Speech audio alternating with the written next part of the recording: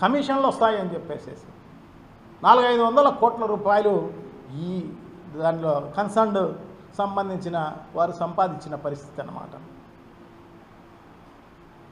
So కొంచెం planning ఉంటే ఇటువంటి పరిస్థితి ఉండేది కాదు. మనం ఎంతసేపు లంచాలు కమిషన్లపైనే మన దృష్టి అంతా దానిపైనే ఉన్న పరిస్థితి. గతంలో జగన్మోహన్ రెడ్డి గారు ఇలా పరిపాలించడం జరిగిందా? రైతు భరోసా అనేది ఏ సంవత్సరం ఆ సంవత్సరానికి సంబంధించి రైతు భరోసా ఇచ్చేయడమే కాకుండా వాళ్ళకు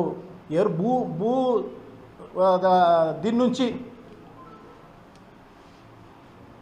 భూముల పరీక్షల నుంచి మట్టి పరీక్షల నుంచి మొదలుకొని వాళ్ళకు అన్ని రకాలుగా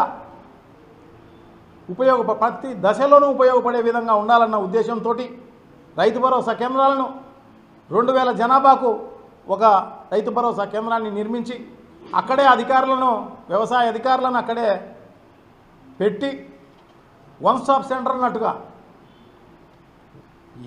ఏ క్వశ్చన్ అన్నా ప్రజలకు సమస్య వచ్చినా ఆ సమస్యలకు ఆన్సరు రైతు భరోసా కేంద్రంలో దొరికేది.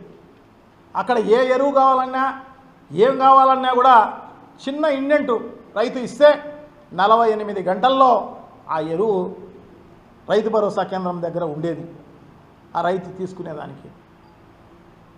సో ఆ రకంగా ఉన్న పరిపాలనను రైతు భరోసా కేంద్రాలను ఉపయోగించుకున్న పరిస్థితి లేదు, సచివాలయాలను ఉపయోగించుకున్న పరిస్థితి లేదు.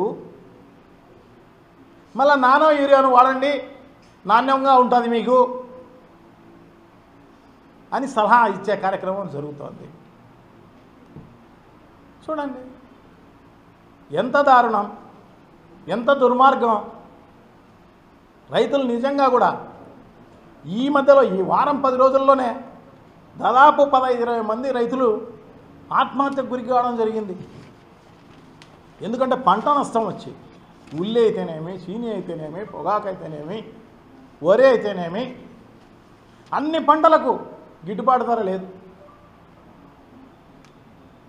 గిట్టుబాటు ధర లేకపోతే ప్రభుత్వం ఇంటర్వ్యూని కావాల్సిన అవసరం తప్పకుండా ఉంది. మార్కెట్ ధరల స్థిరీకరణ చేసేదానికి గతంలో ప్రభుత్వాలన్నీ కూడా అలాగే చేయడం జరిగింది.